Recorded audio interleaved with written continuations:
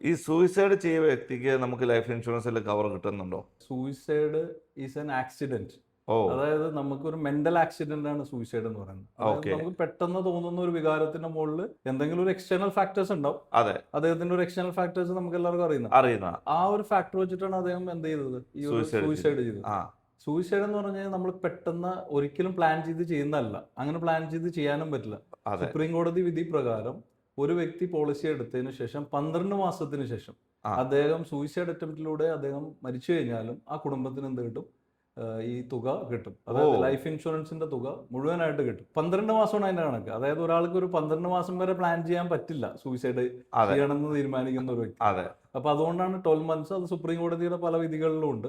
അതിനുശേഷമാണ് കമ്പനികളെല്ലാം നമ്മൾ കമ്പനികളുടെ ക്ലോസ് എടുത്ത് വായിച്ചു പോയി കഴിഞ്ഞാൽ അറിയാൻ പറ്റും. ആ, 12 മാസത്തിന് ശേഷം ഒരു വ്യക്തി സൂയിസൈഡ് ചെയ്ത് കഴിഞ്ഞാൽ, ഒരിക്കലും സൂയിസൈഡ് ചെയ്യാൻ പ്രേരിപ്പിക്കുന്ന ഒരു ഇതല്ല, അതല്ല. മനസ്സിലായി, അങ്ങനെ ചെയ്യാനും അല്ല നമ്മൾ ഉദ്ദേശിക്കുന്നത്.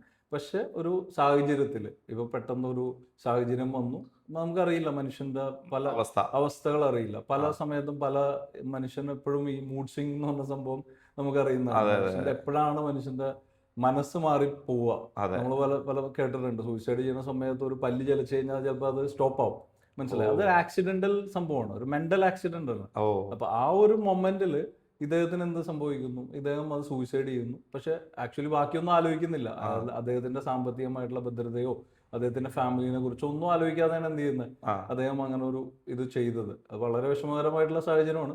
പക്ഷെ നമുക്ക് ആ വ്യക്തിയുടെ നഷ്ടത്തിൽ നമുക്കൊന്നും ചെയ്യാൻ പറ്റില്ല. ഇല്ല. ലൈഫ് ഇൻഷുറൻസിന് വ്യക്തിയുടെ നഷ്ടത്തിൽ ഒന്നും ചെയ്യാൻ പറ്റില്ല. അതെ. പക്ഷെ അദ്ദേഹത്തിന്റെ ഫാമിലിക്ക് വരുന്ന ഫിനാൻഷ്യൽ ലോസിനെ ആ, നമുക്ക് പൂർണ്ണമായിട്ടും എന്ത് ചെയ്യാം, ടേക്ക് കെയർ ചെയ്യാൻ പറ്റും. ലൈഫ് ഇൻഷുറൻസ് എന്ന് പറയുന്നത് എല്ലാ എല്ലാ ഇതുപോലത്തെ ഡെത്തുകൾ സംഭവിച്ചു കഴിഞ്ഞാൽ, അതായത് അസുഖം മൂലം മരിക്കുകയാണെങ്കിലും ആക്സിഡന്റ് മൂലം മരിക്കുകയാണെങ്കിലും, എങ്ങനെ ഇപ്പൊ നേരത്തെ പറഞ്ഞ പോലെ സൂയിസൈഡ് ആണെങ്കിലും ആഫ്റ്റർ 12 മന്ത്സിന് ശേഷം സൂയിസൈഡ് സംഭവിച്ചു കഴിഞ്ഞാൽ ഓക്കെ. എല്ലാ ഡെത്തും കവർ ചെയ്യുന്നതാണ് എന്ത്, ലൈഫ് ഇൻഷുറൻസ്. ഒരു വ്യക്തിയുടെ എല്ലാ കൈൻഡ് ഓഫ് ഡെത്തും, അതായത് ഒരു വ്യക്തി ജനിച്ചു കഴിഞ്ഞാൽ ഗ്യാരണ്ടി ആയിട്ട് പറയാൻ പറ്റുന്ന ഒരു കാര്യമാണ് മരണം.